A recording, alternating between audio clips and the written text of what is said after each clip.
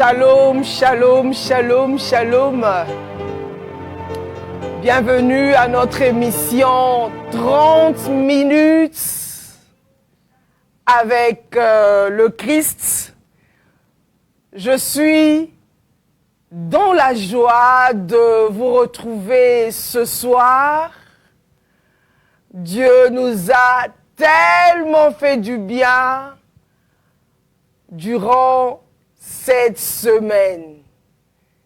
C'est merveilleux, n'est-ce pas, de se réveiller, de se lever, d'être en bonne santé, de vivre pleinement, totalement les bienfaits du Seigneur. Alléluia.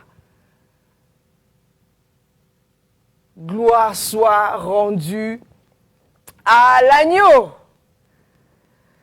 Bien-aimés dans le Seigneur, je suis docteur Mian Ginette et nous continuons, n'est-ce pas, notre thème ou notre thématique que nous avons commencé la semaine passée, la position du croyant. J'espère que vous aviez été bénis par ce thème, parce que la semaine passée, j'avais juste placé au fait les éléments importants, j'avais donné les grandes lignes, voilà, de ce thème, la position, n'est-ce pas, du croyant. Et notre verset principal est dans Éphésiens 2, verset 6. Laissez-moi faire cette prière avant de commencer notre deuxième partie de ce thème, la position du croyant. Père, nous te rendons grâce, nous te disons merci pour ce soir. Merci pour ce grand thème que tu nous as donné, la position du croyant. Merci pour le renouvellement de l'intelligence. Merci parce que nous sommes assis avec le Christ. Nous sommes dans le repos avec le Christ. Nous sommes assis avec celui qui est mort pour nous à la croix, qui a versé son sang pour nous à la croix. Nous sommes assis avec lui dans le lieu céleste. Merci Père, parce que par le Christ, le chemin vivant nous est déjà ouvert. La voie nous est déjà ouverte. L'accès est libre d'être en communion avec toi. Merci pour l'identité que nous avons en Jésus-Christ. Nous sommes tes enfants. Nous sommes bénis par toi. Par toi, nous avons l'autorité. Merci pour le Saint-Esprit qui habite en nous. Merci parce que tu vis en nous, tu ne nous abandonneras pas. Merci pour ta bonté et ta fidélité. Merci pour l'œuvre de la croix, pour le sang de l'agneau qui a été versé pour nous à la croix. Père, merci de régner dans nos vies. Merci pour la domination que tu nous as redonnée par le Christ et en Christ. Merci pour ce soir. Règne en ce lieu, règne dans la vie de toute personne qui me suivra. Au nom puissant de Jésus, Saint-Esprit prend le contrôle de toutes choses, révèle le Père et révèle le Fils. Au nom de Jésus, j'ai ainsi prié. Amen. Voilà. La position, n'est-ce pas, du croyant. Nous continuons, n'est-ce pas, notre thème, la position du croyant. La semaine passée, j'ai juste donné les grandes lignes. J'ai ouvert le thème en disant ceci. Parce que notre verset clé, notre verset principal est Éphésiens 2, verset 6, qui dit ceci. Éphésiens 2, verset 6. La Bible dit il nous a ressuscités ensemble et nous a fait asseoir ensemble dans les lieux célestes en Jésus-Christ afin de montrer en Jésus-Christ, voilà. Le 7, c'est afin, ça c'est le but, afin de montrer dans les lieux, dans les siècles à venir, l'infinie richesse de sa grâce par sa bonté envers nous en Jésus-Christ. Ça, c'est donc juste la conséquence, n'est-ce pas, du verset 7, le but à atteindre. Voilà.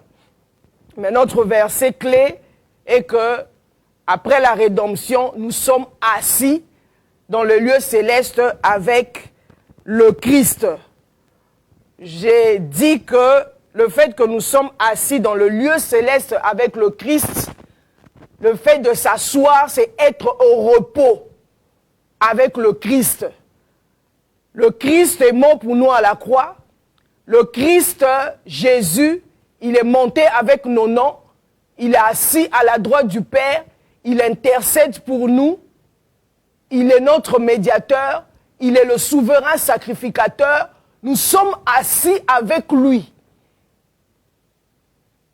Et le fait d'être assis, c'est être au repos. Être assis, c'est bénéficier, n'est-ce pas, des trésors de l'intelligence et de la sagesse divine. Être assis avec le Christ, c'est avoir l'identité d'enfant de Dieu. Être assis avec le Christ, c'est recevoir les révélations du trône. Être assis avec le Christ, c'est comprendre comment manifester l'autorité divine. Être assis avec le Christ, c'est être ferme avec le Seigneur. Être assis avec le Christ, c'est être en communion avec Dieu, par le Christ qui est le chemin vivant, parce que ce n'est que par lui que nous pouvons arriver, aller au Père. Donc, être assis avec le Christ, c'est le moyen par lequel nous avons accès au Père. Être encore, je dirais, assis avec le Christ, c'est être en paix avec Dieu, c'est être victorieux, c'est être accepté de Dieu. C'est ça, être assis avec le Christ. Alors, j'ai introduit en disant, j'ai parlé d'Adam, parce que dès le départ, n'est-ce pas, Adam a été créé à l'image de Dieu et selon la ressemblance de Dieu. Adam, il faut retenir, lorsque je parle d'Adam, je parle de l'homme.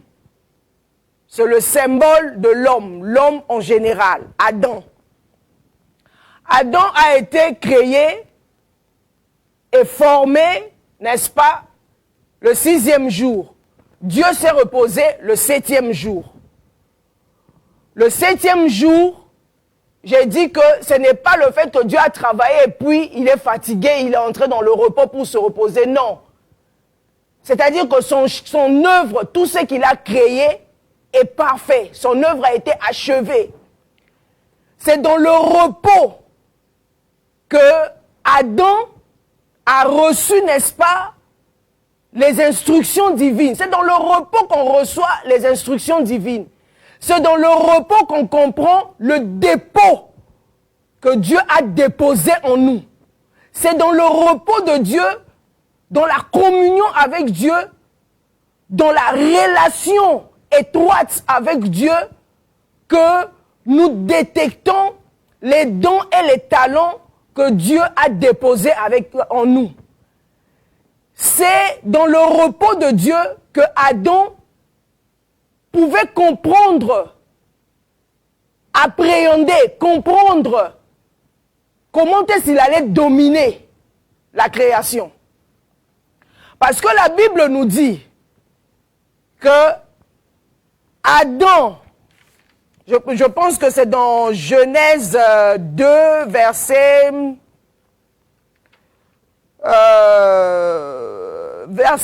8.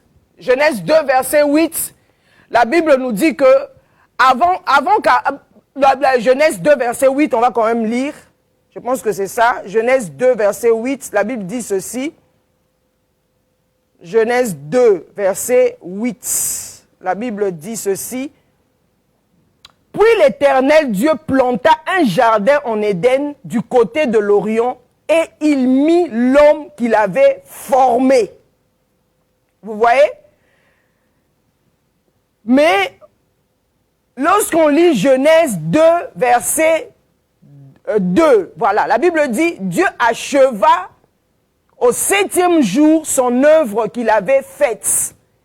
Et il se reposa au 7e jour de toute son œuvre qu'il avait faite. Vous voyez? Donc, ça a commencé au verset 2.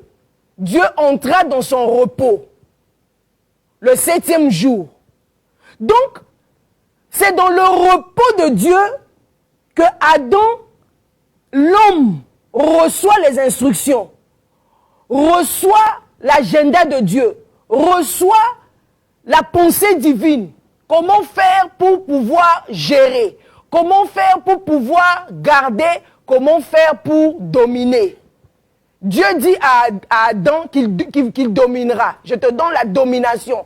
Mais comment vas-tu dominer sans pour autant connaître, avoir les instructions divines? C'est comme une personne qui achète une télé. Comme Papa Leta vient d'acheter la télé aujourd'hui, ici, la télé, la foi en Jésus. Il y a une télé. Lorsqu'on achète une télé, il y a le mode d'emploi. Je suis en train d'illustrer juste, je donne un exemple. Il y a le mode d'emploi. Alors, pour l'installation de la télé, il y a le mode d'emploi. Comment faire, comment utiliser la télé. Il y a tout un mode d'emploi. Donc, tout est structuré. C'est la même chose avec Adam. C'est la même chose avec l'homme. C'est la même chose avec toi. Tu as été créé par Dieu. Alors, il faut avoir le mode de fonctionnement. Il faut avoir le mode d'emploi. Dieu entre avec Adam. Ce sont les choses qui sont spirituelles. C'est une réalité spirituelle. Ce n'est pas une réalité terrestre. Mais je suis en train d'illustrer, je suis en train de parler d'une manière métaphorique avec les exemples symboliques pour que nous comprenions. Donc, Dieu entre dans le repos en communion avec Adam. Il lui donne les instructions. Il lui parle. Voici, j'ai tout créé pendant 6 jours. Et le 7e jour, je vais me reposer. Je me repose, mon œuvre, et je viens de finir, d'achever, n'est-ce pas, mon œuvre.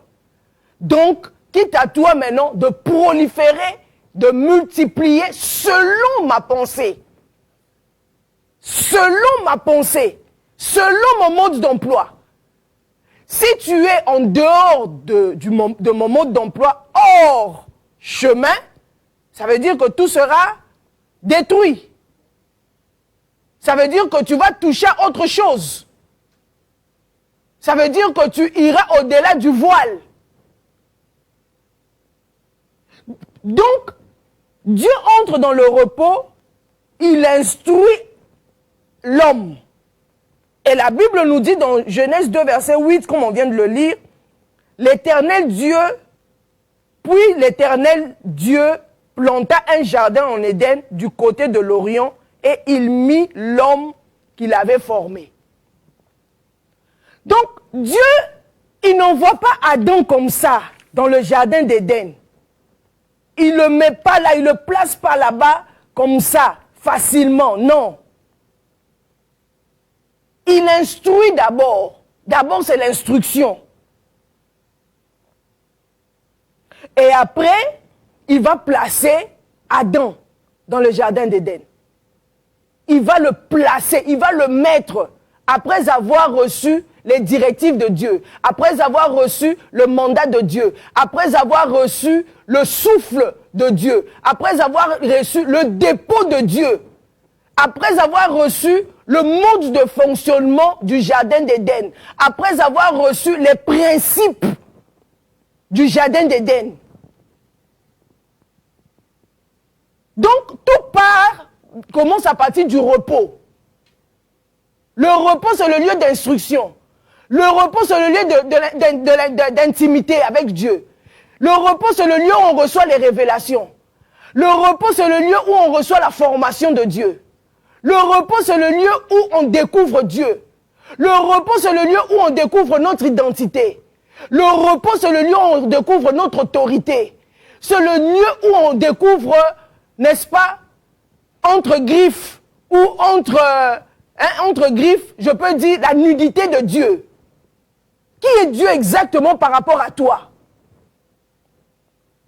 Donc, Adam, Dieu ne peut pas placer Adam comme ça, bien-aimé dans le Seigneur, l'envoyer en mission. Il y a plusieurs personnes qui ont commencé le ministère. Il y a plusieurs personnes qui se sont lancées dans plusieurs affaires.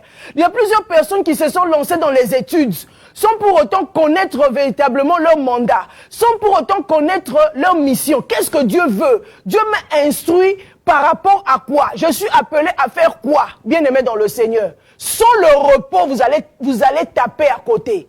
Sans entrer dans le repos, sans avoir l'instruction de Dieu, vous allez, n'est-ce pas, tourner en rond. Parce que c'est Dieu qui vous a créé. Vous êtes comme la télé. Il y a un mode de fonctionnement. Vous devez comprendre le mode de fonctionnement de qui vous êtes d'abord, votre propre identité. Vous connaîtrez votre identité en Christ dans le repos de Dieu. Lorsque vous êtes en intimité avec le Seigneur, qui je suis? Pourquoi Dieu m'a créé homme? Pourquoi Dieu m'a créé femme? Pourquoi je suis venu sur cette terre des hommes? Pourquoi je ne suis pas un animal? Pourquoi Dieu ne m'a pas créé, je dirais, un serpent par exemple, une crocodile, un reptile, l'eau par exemple? Mais Dieu t'a créé à son image et selon sa ressemblance. C'est pour un but bien précis. Donc, tout commence, n'est-ce pas, à partir, n'est-ce pas, du repos. Dieu a donné à Adam l'autorité avant qu'il travaille. Avant qu'il travaille, il lui a d'abord donné la domination. Il lui a donné les instructions. Qu'est-ce qui est en toi? Quel est le dépôt que Dieu a déposé en toi? Bien-aimé dans le Seigneur, lorsque Dieu rencontre Moïse, il lui pose la question, qu'est-ce que tu as? Qu'as-tu dans tes mains? C'est dans l'intimité avec le Seigneur, c'est-à-dire dans le repos, dans l'intimité avec le Seigneur. Qu'est-ce que tu as en main? Avoir quelque chose en main, ce n'est pas le fait d'avoir quelque chose dans tes mains ou dans ta main physique, non. Qu'est-ce que tu as en toi? Quel est le dépôt que tu as en toi? Qu'est-ce que Dieu a déposé en toi? Mais le bâton de Moïse a fait beaucoup de choses. Il a divisé la mer rouge en deux avec son bâton. Dieu lui a dit de mettre le bâton par terre. Le bâton a démontré qu'il était intérieurement. Comment était le niveau de son âme? Bien-aimé dans le Seigneur. Élisée, il ne connaissait pas qui il était véritablement. Il était dans l'agriculture. Mais lorsqu'il a rencontré un homme qui était habitué à être dans le repos de Dieu, Élie, Or, Élie est plus jeune que Élisée. Lorsque vous étudiez la Bible, vous verrez que Élisée était plus âgé qu'Élie. Quelqu'un qui est dans le repos, quelqu'un qui est en communion avec le Seigneur, une personne qui a l'autorité divine, c'est nager dans le règne de l'Esprit. C'est ce que Élie avait vu par rapport à Élisée. Que Élisée n'était pas né, bien que à cette époque, n'est-ce pas, l'agriculture payait bien. Élisée ne sort pas d'une famille pauvre. Il était en train de travailler. Il était en train de faire l'agriculture. Mais est-ce qu'il était né pour ça? Il n'était pas né pour ça. Il lui dit de le suivre. Élisée était né pour servir le Seigneur. Élisée était né pour être prophète. Le dépôt que Dieu avait déposé en Élisée, c'était pour être un prophète. C'était pas pour faire autre chose.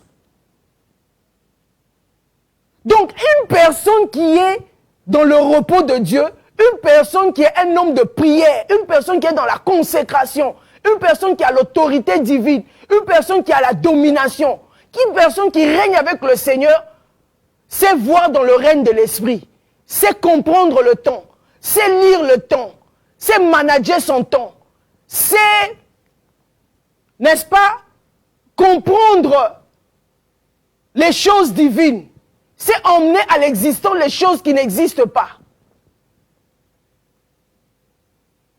Élie avait compris, n'est-ce pas, l'identité d'Élisée, qui il était véritablement. Il a été créé pourquoi? Il a été créé, n'est-ce pas, pour être prophète. Bien-aimé dans le Seigneur, prenons le cas de Anne. C'est dans le repos, c'est dans la prière, dans un timing bien précis. Anne est entrée en prière, il est entré dans le repos de Dieu. Il est entré en communion avec le Seigneur. Elle était dans la stérilité.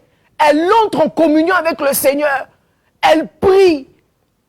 Elle se déchaîne dans la prière. Elle cherche la face du Seigneur. Et c'est alors que Samuel, la semence de Samuel,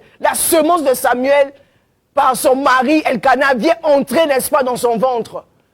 Selon le plan divin, il y avait un prophète, il y avait un homme de Dieu, il y avait, n'est-ce pas, Samuel qui était dans le règne de l'esprit, mais il fallait qu'une femme entre dans le repos de Dieu, entre dans la couverture divine pour comprendre le plan de Dieu, pour comprendre l'agenda de Dieu, pour comprendre, n'est-ce pas, ce que Dieu voulait, pour comprendre le règne de l'esprit. Cette femme est entrée en prière.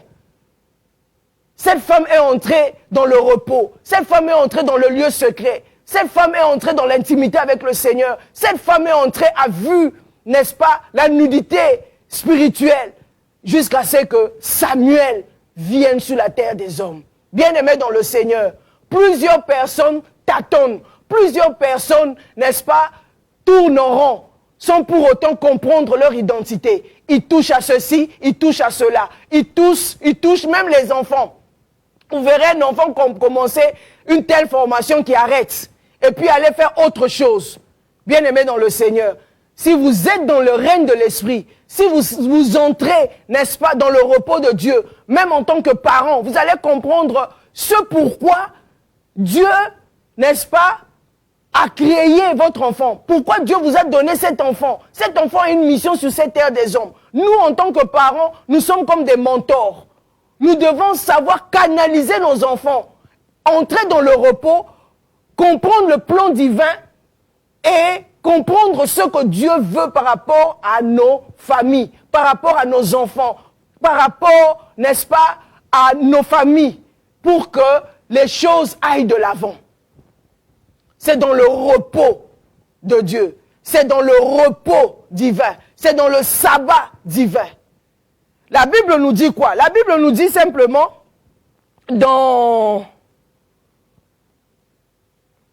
La Bible nous dit je vais vous donner un verset. Vous ne pouvez rien faire sans moi. Où Jésus parle, il dit que sans moi, vous ne pouvez rien faire. C'est dans Jean 15, verset 5, la Bible dit, sans moi, vous ne pouvez rien faire. On ne peut rien faire sans le Christ. Tout a été créé par lui et pour lui. Sans lui, on ne peut rien faire. Jean 15, verset 5. J'aimerais que tu soulignes ce verset biblique. Sans moi, vous ne pouvez rien faire. Tout a été créé par la parole. La parole faite chair. Il a pris cette forme humaine. Il est venu nous enseigner le royaume. Et il nous dit, sans moi, vous ne pouvez rien faire. On ne peut rien faire sans le Christ. Donc ça veut dire que le fait qu'on ne peut rien faire sans le Christ, nous sommes dans l'obligation d'entrer dans le repos. Nous sommes dans l'obligation d'entrer dans le lieu secret. Nous sommes dans l'obligation de comprendre les trésors de l'intelligence et de la sagesse divine. Qu'est-ce que Dieu veut pour nos familles? Qu'est-ce que Dieu veut exactement pour nos enfants, pour nos nations?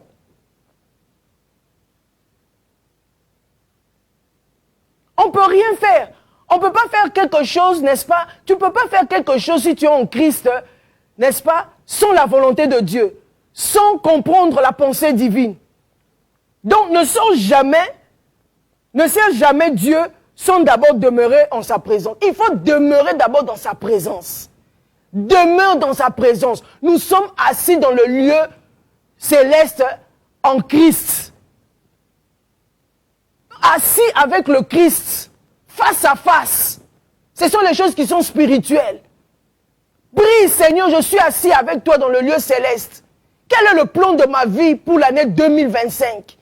Quel est le plan de ma vie pour l'année 2027? Qu'est-ce que tu attends de moi? Qu'est-ce que tu veux exactement pour ma famille, pour mes enfants? Je suis assis avec toi dans le lieu céleste. Nous devons dialoguer, nous devons communiquer. Tu dois me donner les instructions afin que je puisse comprendre comment me comporter, comment diriger l'année 2025, la fin de l'année 2025, le début de l'année 2026. Qu'est-ce qui est prévu pour l'année 2026, pour l'année 2027, pourquoi pas l'année 2030? Qu'est-ce que Dieu veut? Le monde, on le voit même dans le monde, actuellement même, les gens qui font le business, les gens qui travaillent, nous qui travaillons, on a des réunions sur réunions. On doit faire le bilan de l'année 2025. Quel est le bilan de l'année 2025? L'année est déjà finie. L'agenda 2026 est déjà ouvert. La science est en train d'évoluer.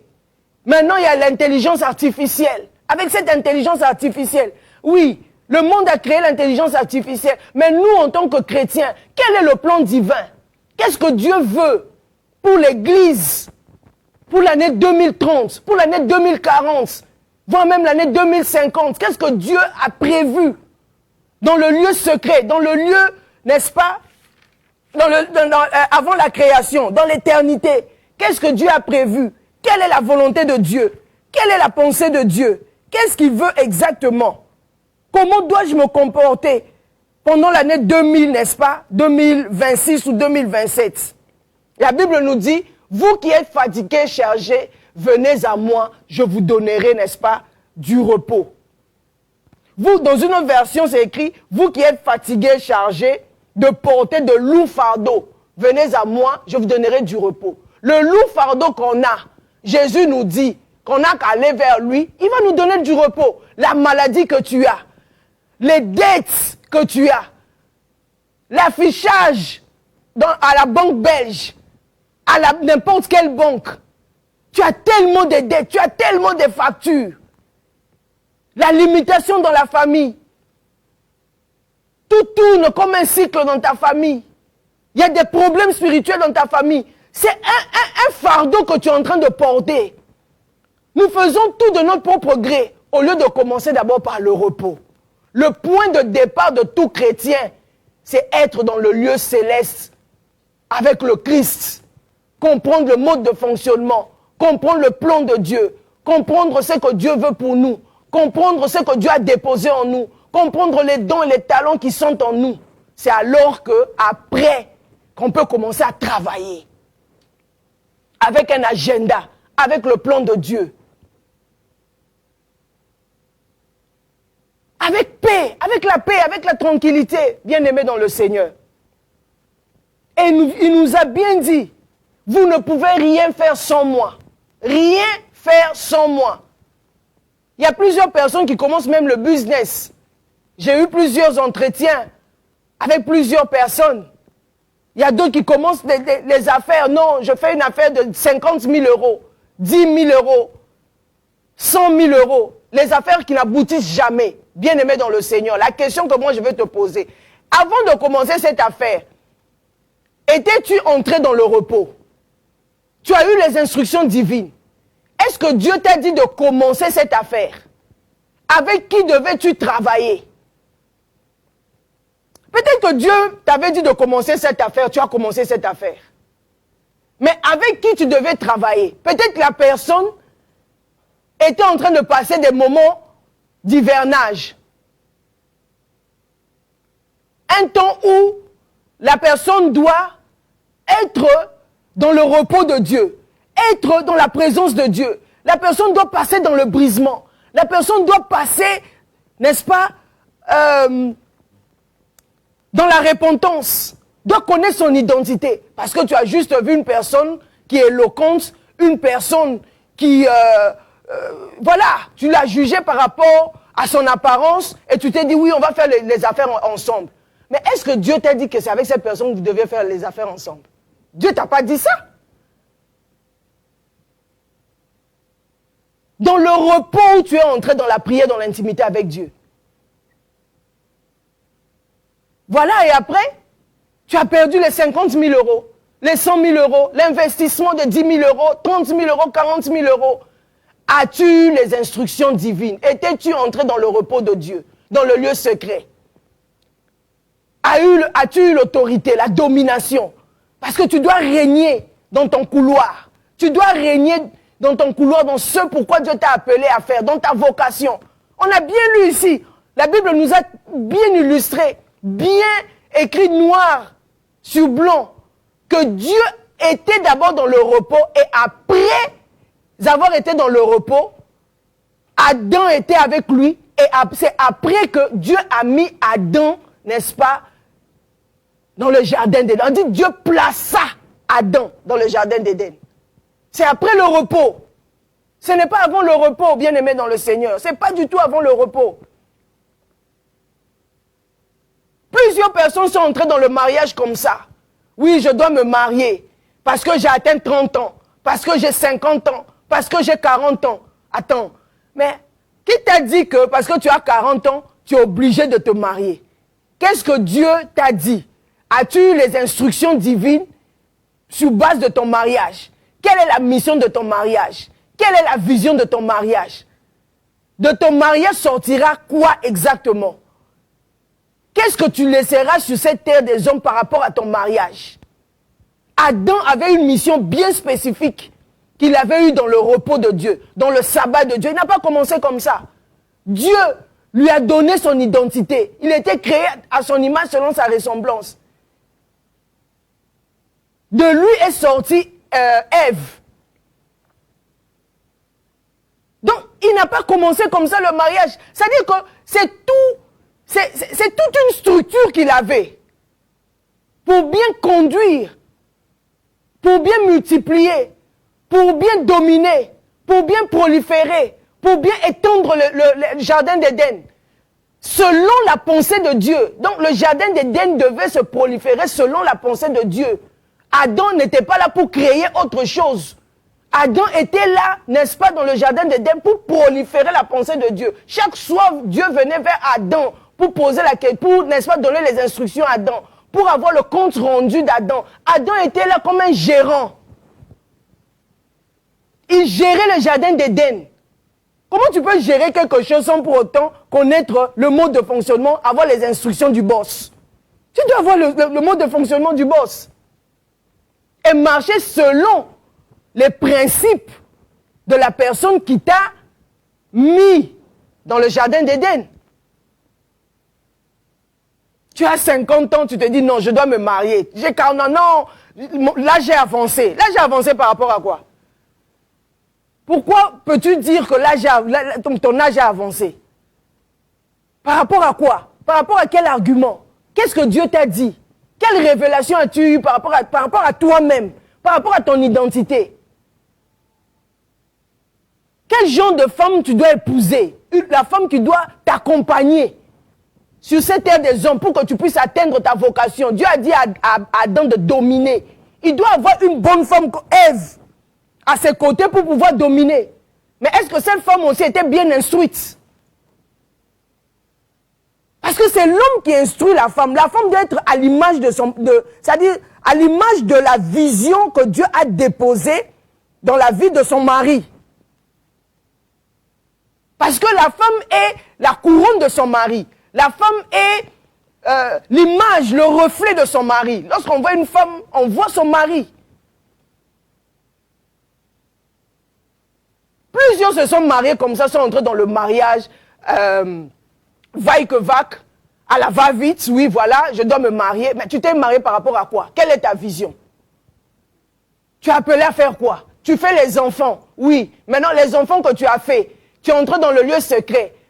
Tu es entré dans le repos de Dieu. Tu as 5 enfants, tu as 4 enfants, tu as 2 enfants. Mais chaque enfant que tu as, quel est le dépôt de Dieu qui est dans la vie de chacun de tes enfants? Voilà pourquoi vous verrez la plupart des enfants, par exemple, qui se lancent, par exemple, dans la drogue.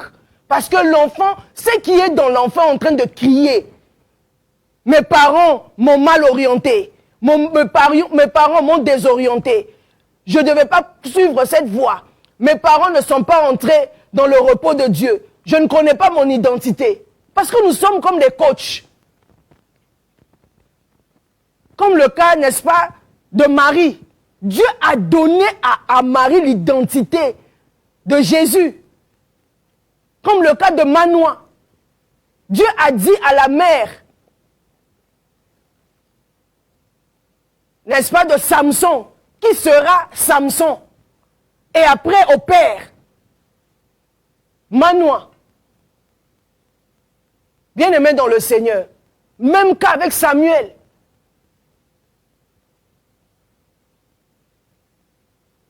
On ne peut rien faire. La Bible, je répète encore, Jean 15, 5, sans moi, vous ne pouvez rien faire. Ce n'est pas une mince affaire d'implorer le Seigneur de faire les enfants parce qu'il faut faire les enfants. Non.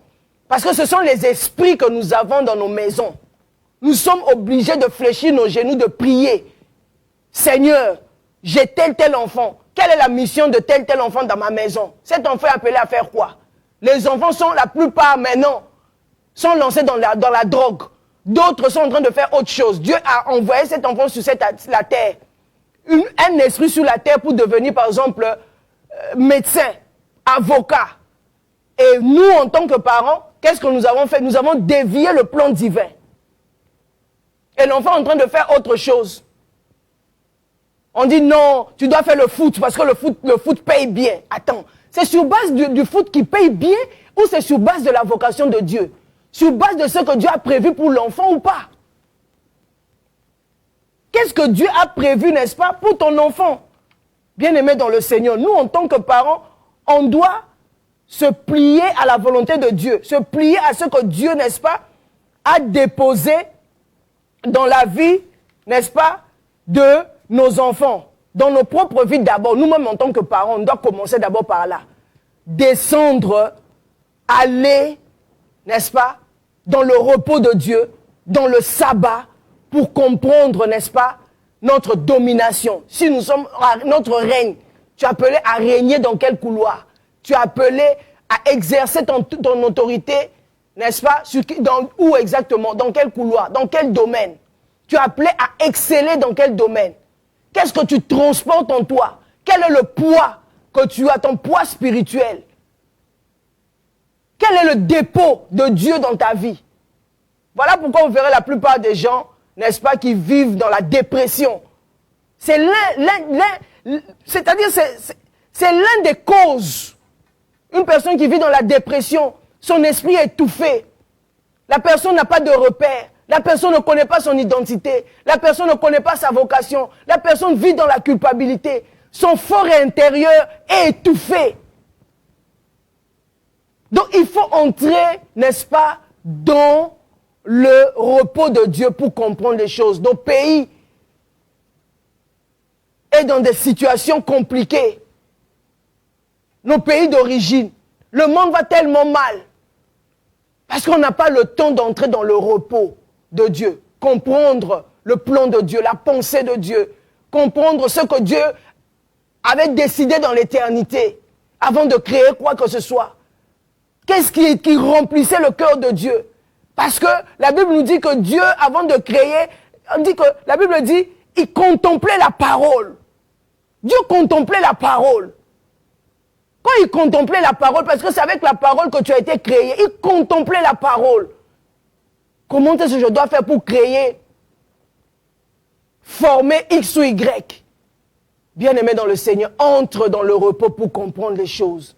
C'est dans le repos que tu comprendras beaucoup de choses. Pourquoi Dieu t'a mis dans telle famille?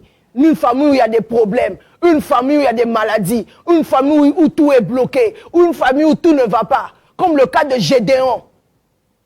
Il fallait, n'est-ce pas, détruire l'autel de Baal. Mais lui-même, il ne connaissait pas son identité. Il ne connaissait pas qui il était exactement. Il était limité quelque part. Mais Dieu vient auprès de Gédéon, dans le repos, dans le contact avec Dieu. L'ange de Dieu vient pour lui dire, l'appelle vaillant héros. Il dit, ah bon, moi je suis vaillant héros. Vous voyez, l'identité. C'est dans la communion qu'on connaît beaucoup de choses, qu'on comprend la volonté de Dieu, la pensée de Dieu. Tu sors de quelle famille? Va dans le repos de Dieu. Va dans le règne spirituel. Tu es assis avec le Christ dans le règne spirituel. Demande à Christ, celui qui a le secret de ta vie. Celui qui a ouvert le livre de ta vie. Celui qui t'a créé. Créons l'homme à notre image selon notre ressemblance. C'est lui qui a tout déposé en toi. Ça, c'est le sépulcre. Ça, c'est l'enveloppe. En nous, nous transportons, n'est-ce pas, des trésors. En nous, nous transportons, n'est-ce pas, des richesses spirituelles que nous sommes appelés à découvrir. Ce que Dieu a déposé en nous afin que le royaume, n'est-ce pas, puisse avancer. Bien-aimés dans le Seigneur, je vais m'arrêter ici. Nous allons continuer, n'est-ce pas, la semaine prochaine. Ma seule prière est que, lorsque je vois où va le monde, je vois nos enfants en train de souffrir, les enfants qui ont pris des voies tortueuses, qui se sont donnés à la drogue, des enfants, des fois, qui sont, quand vous parlez avec eux, il y a des enfants qui sont talentueux, mais les parents sont des aveugles qui ne comprennent pas. Pourquoi Dieu m'a donné tel enfant? Bien-aimé dans le Seigneur. Prends un temps dans la prière. Prie pour tes enfants, prie pour ta famille. Pourquoi Dieu t'a mis dans cette famille? Tu es un élément pour renverser des situations. Tu es un élément pour renverser la pauvreté dans ta famille. Tu es un élément pour renverser la limitation dans ta famille. Tu es un joker parce que tu es assis dans le lieu céleste. Tu es assis avec le Christ. Le Christ va te donner l'instruction. Le Christ va te donner, n'est-ce pas, la sagesse. Tu es assis dans le trône invisible du repos de Dieu.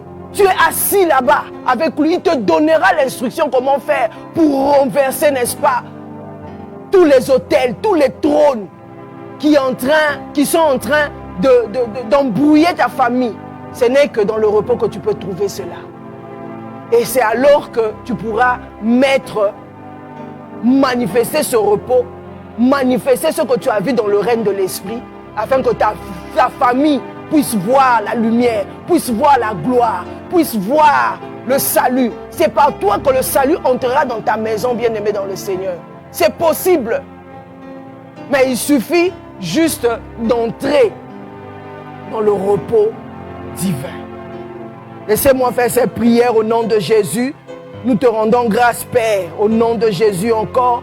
Merci pour cette soirée, Père. Merci pour ce moment merveilleux parce que ta parole déclare, sans toi, nous ne pouvons rien faire. Sans toi, nous ne pourrons rien commencer. Sans toi, nous ne pourrons rien achever. Sans toi, nous ne pourrons rien manifester. Tout ce que nous allons manifester, sans toi, Seigneur, n'est que tohi-bohi. Tout ce que nous allons faire, sans toi, Seigneur, n'est que échec. Voilà pourquoi ce soir, nous nous repentons. Ce soir, nous voulons changer de mentalité.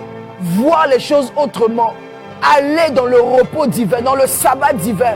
Comprendre, Seigneur, ce que toi tu veux, ce que tu as mis en nous, tu as déposé en nous. Parce que ta parole déclare, Père, que nous sommes avec toi, avec le Christ, assis avec lui dans le lieu céleste.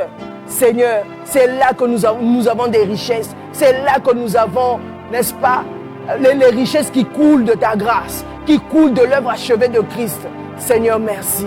Merci pour ce soir. Laisse que ces paroles, Seigneur, puissent agir dans la vie de toute personne qui a suivi, Seigneur, cette émission et toute personne qui suivra encore cette émission.